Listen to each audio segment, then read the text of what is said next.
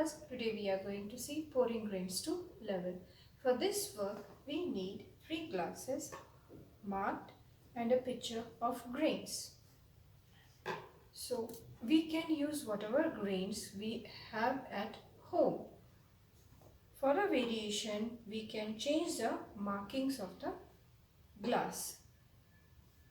This work will help the child to improve his eye-hand coordination and his concentration. So let us start the work. Center.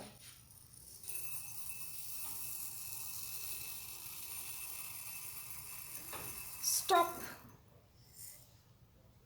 Center.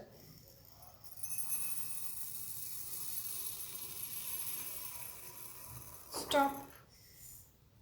Center.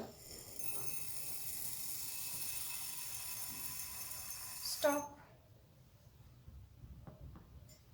Empty.